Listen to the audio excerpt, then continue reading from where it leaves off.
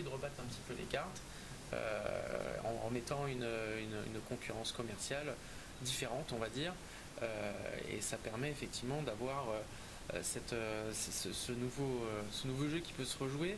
Et je réinsiste encore parce que c'est important, je pense qu'il faut encore le dire et le répéter, c'est vraiment la démarche, il n'y a pas de migration automatique. Il faut vraiment faire cette démarche, c'est une démarche volontaire. Donc se rendre auprès de son opérateur commercial. Voilà, se rendre auprès de l'opérateur commercial de son choix.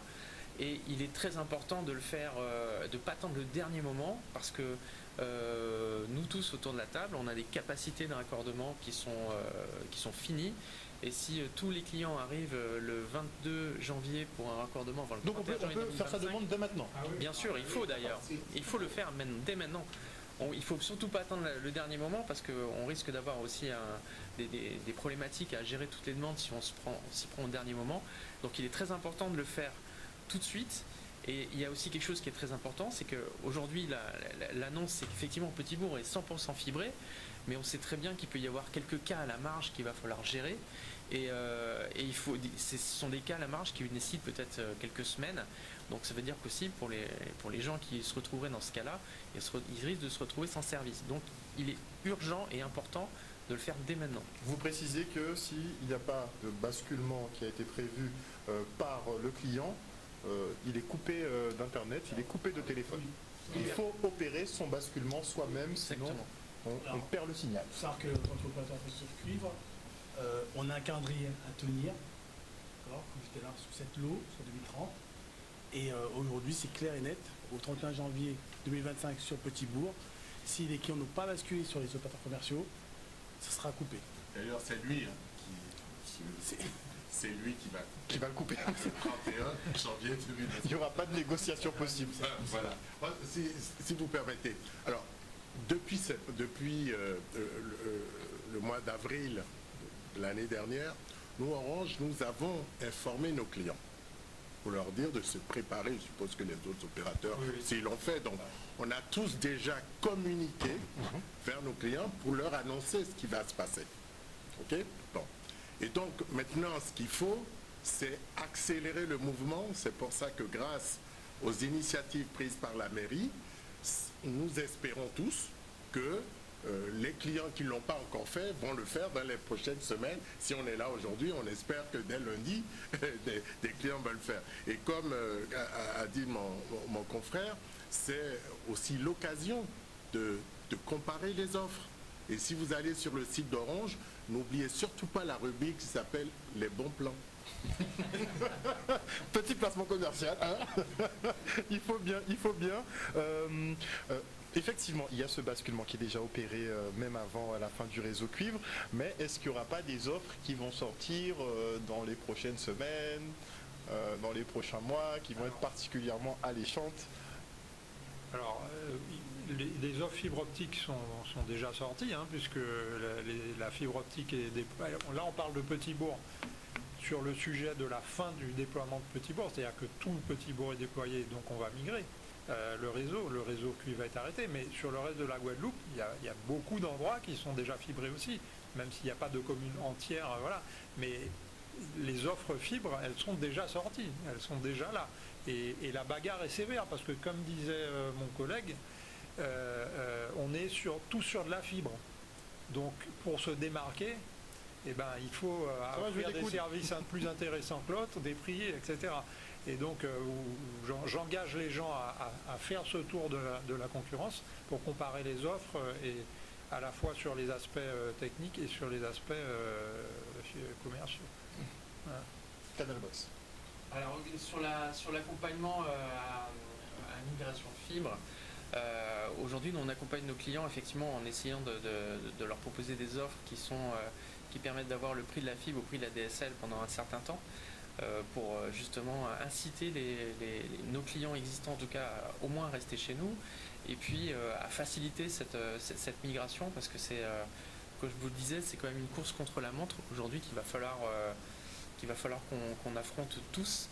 Et alors c'est vrai que c'est bien pour nous opérateurs, puis il faut surtout se mettre dans la peau du client. C'est surtout essentiel pour le client s'il ne veut pas se retrouver sans service au 31 janvier 2025. Donc Nous, on essaie d'accompagner l'ensemble de nos clients d'ailleurs, et y compris ceux de Petit-Bourg, mais tous ceux de Guadeloupe, puisqu'effectivement, je pense que c'est intéressant aussi de rappeler qu'en Guadeloupe, aujourd'hui, on a quand même une couverture, on a un territoire qui est où pratiquement aujourd'hui presque toutes les communes sont fibrées, ce qui est assez... pratiquement toutes les communes ont un service fibre ouvert. Alors toutes les communes ne sont pas comme Petit-Bourg fibrées à 100%, mais c'est important de le rappeler, c'est quand même c'est quand même un bel exploit sur les Antilles. Je pense Mais à terme, vous aurez fibré tout le territoire quand? il faudra demander aux opérateurs d'infrastructure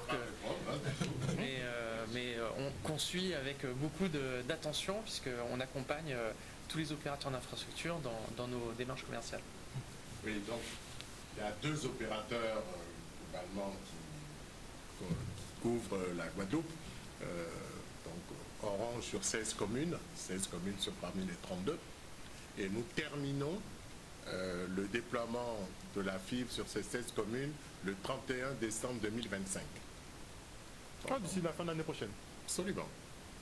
Voilà. Et on a la grande joie de voir que le Guadeloupe Digital, qui construit le réseau là sur les 16 autres communes pour le compte de la région, termine là au mois de juillet. Toutes leurs communes seront totalement fibrées là en juillet 2024. Donc la Guadeloupe, il faut le dire, aujourd'hui les opérateurs d'infrastructures ont fait des efforts financiers et techniques pour rendre attractive toute la Guadeloupe. Ce n'est pas le cas d'autres départements. Donc j'insiste bien sur le fait que le Guadeloupe Digital et la région ont vraiment mis le paquet, et il faut le reconnaître. Orange aussi de son côté, ce qui fait qu'on arrive finalement au 31 décembre 2025, toute la Guadeloupe sera raccordable à la fibre. C'est exceptionnel. Ce qu'il faut savoir aussi globalement, c'est que le territoire il est fibré à 78%. 78? Ouais, donc on ne part pas de rien. Il y a déjà beaucoup de choses qui ont été déjà mises en place par les opérateurs commerciaux. Et justement, et ce qu'on a besoin, si cette décroissance continue à faire, c'est que ce qu'on appelle des paires cuivres actives, donc c'est des paires cuivres encore utilisées par tout ça chacun, on est autour de 35% sur la Guadeloupe. Et donc vraiment, les choses sont déjà entamées, mais maintenant il faut vraiment accélérer. Il y a une filière au recyclage pour tout ce cuivre? Alors, là-dessus, on va dire que oui, il existe aujourd'hui une filière recyclage qui n'est pas en local. D'accord. Voilà. Là où je voulais en venir, parce que ça fait des gros volumes quand même à traiter. Exactement. Je vous confirme que dans notre programme, là, la bascule des clients du cuivre vers la fibre n'est qu'une étape. Une fois qu'on aura coupé le service par son intermédiaire le 31 janvier 2025, nous rentrerons dans une autre phase qui est la dépose du cuivre et le recyclage. Mais à l'occasion, ce sera un thème sur lequel on pourra changer, puisque tous les foyers sont câblés, donc il va falloir les chercher partout. Donc ce sera un très très gros chantier. Et il va falloir faire ça de manière écologique, dans tous les cas. Et si vous permettez, je voudrais, là on a beaucoup parlé des clients, mais je voudrais faire un focus, moi, sur les entreprises, les TPE, les artisans, professions libérales. On a de très gros besoins aussi. Absolument. Et premier message, c'est qu'en fait, quand on bascule une entreprise ou un professionnel sur de la fibre, c'est pas comme pour le particulier. Vous êtes tous d'accord? Non, c'est pas aussi rapide. Parce que c'est l'occasion de faire le point avec le client entreprise ou professionnel sur les équipements qu'il a derrière. Parce qu'il faut qu'il fonctionne sur la fibre. OK? Donc il faut se mettre à jour aussi sur ces équipements. Absolument, mais on est là pour les conseiller et les accompagner qu'au-delà de la fibre, que derrière tous ces équipements soient bien compatibles avec la fibre et répondre à leurs attentes. D'où la notion de conseil. Et c'est pour ça que, plus que les particuliers, j'envoie ce message. Les professionnels, entreprises, c'est maintenant qu'il faut faire la démarche vis-à-vis de votre opérateur commercial. Parce que les délais pour vous fournir les services sont plus longs que pour un particulier. Bien anticiper, effectivement, ça bascule. On voit de plus en plus. sûr, il faut, l'échéance est proche, hein, et comme disait mon collègue de Canal, les ressources ne sont pas illimitées en termes de raccordement des clients. Et donc plus les gens vont attendre la dernière limite. Et puis un rush en fin d'année, il faudra attendre. Ça va faire entonnoir en fait. Ceci dit, quand même, nous avons traité plusieurs sujets. Nous avons parlé donc, des administrés, nous avons parlé des seniors, nous avons parlé des acteurs économiques. Mais il faut dire aussi que nous rencontrons un problème avec des refutières. D'accord. Des refutières. Refutières. Donc il y a l'opérateur d'infrastructure qui va prendre le plaisir donc, de renseigner là-dessus. C'est quoi un refutière et pourquoi nous avons ces refutières? Alors pourquoi je le dis? Parce que ici c'est la collectivité qui permet quand même, avec donc la collaboration des différents opérateurs ici, de communiquer, j'ai bien dit, sensibiliser et aussi accompagner. Mais il faut dire aussi et faire savoir à ceux, aux locataires qui vont se trouver donc, dans l'enceinte de ces refutières, pourquoi est-ce qu'ils n'auront pas la fibre? C'est ça le sujet. Donc ce ne sera pas du ressort de la collectivité. D'accord. Voilà. Donc je laisse le soin aux opérateurs. Il faut nous éclaircir dessus. Je laisse le soin aux opérateurs d'infrastructure d'expliquer c'est quoi le refutière. Oui, alors là encore, on va revenir au cadre réglementaire et juridique. Quand on déploie la fibre sur un territoire et qu'on arrive dans des immeubles de plus de 3 logements, la réglementation nous impose d'avoir un accord du propriétaire pour intervenir dans son immeuble et faire les travaux qui permettront d'amener la fibre sur les paliers. D'accord. On appelle ça un accord syndic ou bien une convention d'immeuble. Donc l'opérateur qui déploie, à un moment donné, il tombe sur des propriétaires ou un syndic qui n'a pas pu identifier. Ou s'il a identifié, on lui demande la date du permis de construire. Puisque si, et ça encore, c'est pas nous qui inventons, c'est la loi qui est comme ça, si le permis de construire est avant avril 97, il faut faire absolument le diagnostic technique amiante. Et vous comprenez bien, puisque les techniciens qui vont intervenir, il faut qu'ils se protègent. Donc, pour des raisons de sécurité, la loi impose qu'on fasse ce diagnostic. Si pour les installations datant d'avant avril 97. Voilà. Donc, si le propriétaire ne produit pas ce diagnostic technique amiante, nous ne raccorderons jamais son immeuble à la fibre. D'accord. Ah oui. Ensuite, il y a eu un décret d'avril 2012, toujours, hein, c'est la fameuse loi dont je vous parlais, là, qui dit, à partir du 1er avril 2012, tout promoteur qui construit un immeuble ou une maison individuelle doit prééquiper sa maison de la prise fibre. C'est à la charge du C'est vrai que ça avait été demandé il y a quelques années. Et il y avait déjà les installations à côté de la fiche chantée. Absolument. Et donc, quand nous déployons et qu'on a accès au permis de construire de l'immeuble, on rappelle au propriétaire, ah attention, vous auriez dû prééquiper votre habitation, faites-le. Si vous ne le faites pas, nous ne le raccorderons pas à notre réseau. Et donc c'est ce qu'on appelle tout ça les refutières. Aujourd'hui, nous les avons communiqués à la mairie pour qu'elle nous aide à convaincre ces propriétaires à faire le nécessaire pour rendre accordable leur immeuble à la fibre. Voilà. Et je terminerai par un autre élément que beaucoup de gens ignorent, c'est que il y a un droit à la fibre en France qui a été établi par notre président de la République actuelle, Emmanuel Macron, quand il était ministre des Finances, et qui dit que dans une commune où la fibre se déploie, un locataire peut exercer son droit à la fibre vis-à-vis de son propriétaire, puisque c'est un droit. Et donc, courrier recommandé, etc. Et le propriétaire a 3 mois pour lui donner une réponse. Et pour faire les travaux. Donc c'est Absolument. nécessaire pour Oui. qu'il puisse... Et la loi précise dans quel cas il peut dire non. Voilà. Et donc... Mais on peut considérer en fait que la fibre, c'est la nouvelle installation réglementaire dans un foyer. Comme l'eau, l'électricité, absolument. Vous avez droit à l'eau, à l'électricité et à la fibre. Est-ce qu'à votre niveau, vous voyez ça avec les bailleurs sociaux quand... Oui, bien sûr. Alors, bon, Nous ne sommes pas opérateurs d'infrastructure sur Petit-Bourg, mais nous le sommes sur d'autres communes. Et ce que dit M. Branco, on le constate évidemment nous aussi quand on déploie la fibre, quand on veut déployer la fibre dans certains immeubles. Et je rajouterai à ce qu'a dit monsieur, les cas dont a parlé M. Branco, je rajouterai le cas tout simplement de syndics ou de propriétaires qui, juste par négligence, ne nous répondent pas, laissent traîner, etc. Et donc, de la même façon qu'on dit aux habitants de Petit-Bourg qu'il faut aller de l'avant, il faut faire la démarche de se raccorder à la fibre, ben, on dit la même chose aux propriétaires d'immeubles, aux syndics, il faut vous bouger, parce que vous allez vous retrouver avec des locataires qui n'auront pas accès à la fibre, et il ne faut pas laisser traîner. Et il faut vraiment être volontariste sur ce sujet. Voilà, donc c'est un vrai sujet pour nous qui déployons la fibre.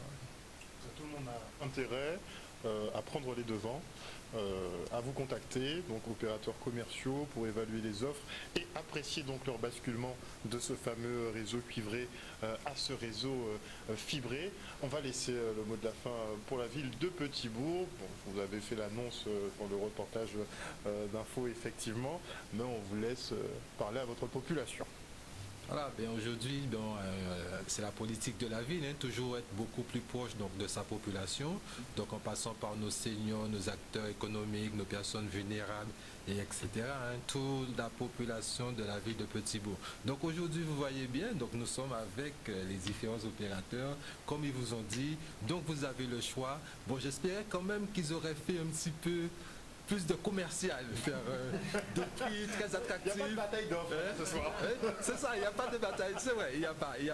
C'est pas le sujet. Mais moi, je me suis dit quand même, la ville de Petit-Bourg, la première commune à être fibrée au niveau de la Guadeloupe, ensuite être concernée par le déploiement du cuivre, il se serait dit, on fait un forfait spécial pour les petits bourgeois. Mais bon, ça va se discuter en off. Alors, j'invite tous mes administrés à fibrer rapidement, à migrer, on est déjà dans la fibre, vous voyez ça, 3.0. Donc à migrer rapidement vers la fibre avec l'opérateur de leur choix. C'est pour ça qu'on est là ce soir avec les différents opérateurs. On rappelle qu'effectivement, ils ont le choix, une fois qu'ils vont faire leur basculement sur la fibre, vous avez le choix entre n'importe quel opérateur, donc c'est le moment, ça va être un peu le mercato. Sur la fin d'année, je pense qu'on aura un gros mercato et que là, ça va jouer des coudes, mais vraiment sévères, sur qui va sortir l'offre la plus attractive entre Orange, Canal Box et SFR. En tout cas, ce sera toujours intéressant pour le consommateur qui sera éligible à des connexions beaucoup plus soutenues, beaucoup plus rapides et beaucoup plus stable, parce qu'il y a la rapidité mais il y a aussi la stabilité, et donc on attend de voir les performances. Alors, bon, vous me tendez la perche finalement, sans le savoir. Pour les entreprises, la continuité du service est importante. Vous êtes d'accord? Donc aujourd'hui, Orange, quand on propose la box Orange à nos professionnels et entreprises, elle est accompagnée, on leur propose aussi une batterie de secours. En cas de coupure, voyez, d'électricité, la box peut toujours fonctionner. Voilà une manière de répondre à la préoccupation des services et qui peut nous différencier. Moi, je voudrais juste rajouter Le mot de la fin. peut-être pas le mot de la fin, mais si on parle du monde de l'entreprise, il y a un certain nombre de services de l'entreprise qu'on n'a pas parlé, notamment les services de téléphonie. Toutes les entreprises qui sont sur des services RNIS ou Numéris, ceux-là aussi vont couper. Donc ça veut dire que les entreprises, dans leur fourniture d'accès Internet, il va falloir qu'ils fassent leur transition, mais aussi sur leur service de téléphonie. Et on l'a peut-être pas dit aussi, mais les gens qui aujourd'hui n'ont juste un téléphone analogique classique comme on avait à l'ancienne, celui-là aussi il va couper. Donc Il faudra mettre quoi à la place d'ailleurs? Aujourd'hui, il faudra mettre une fibre, et derrière une fibre, pour avoir un téléphone, en général, on met plutôt une box. Donc ça veut dire que ces clients-là devront passer sur des offres. Alors il peut y avoir des offres qui est très adaptées, mais en tout cas, il va falloir qu'ils passent sur une offre avec une box derrière, ou en tout cas un terminal qui permettra de faire du signal optique, donc de la lumière qui se transforme en signal téléphonique. Donc obligé d'avoir un boîtier chez soi à la maison, y compris pour le monde de l'entreprise.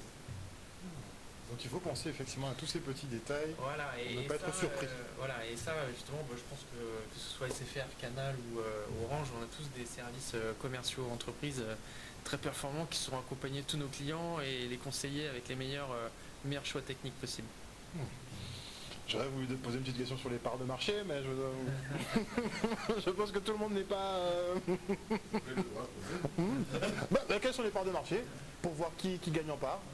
Ah ben c'est le secret des affaires. Il n'y a pas, non, mais il y a le secret des affaires, mais il y a surtout qu'il n'y a pas de part de marché officielle sur le fixe. Donc, c'est que sur le mobile. Aucun de nous ne s'osera à annoncer des parts de marché parce que on a un régulateur qui produit des parts de marché sur le mobile, mais pas sur le fixe. Et donc, tant qu'il n'y a pas de chiffre officiel, Difficile de se situer. voilà, ce serait sujet à discussion. Je peux poser sur le mobile, hein, parce que bon, moi, on veut tout savoir ici, hein, sur le mobile. Qui a la meilleure progression? Bon, j'arrête de vous taquiner, messieurs. En tout cas, merci beaucoup à vous tous d'être venus sur ce plateau pour nous éclairer donc sur le passage donc du cuivre à la fibre effectivement sur le territoire de la ville de Petit-Bourg. N'oubliez pas de contacter vos opérateurs commerciaux afin de bien apprécier votre bascule. Elle ne se fera pas de manière automatique. Si vous ne le faites pas vous-même, vous serez coupé du réseau totalement à partir du 31 janvier 2025. Donc n'oubliez pas effectivement de prendre contact avec vos opérateurs, que vous soyez particulier, entreprise ou bien bailleur social, peu importe. Faites tous votre démarche. Merci encore messieurs. J'avais énormément de questions encore à vous poser, notamment à Canal Box avec l'arrivée d'Elon Musk sur un certain marché qui vous concerne, mais aussi sur le mobile. J'espère qu'on aura l'occasion en tout cas de se revoir. Une bonne soirée à vous sur Canal 10. On se retrouve demain.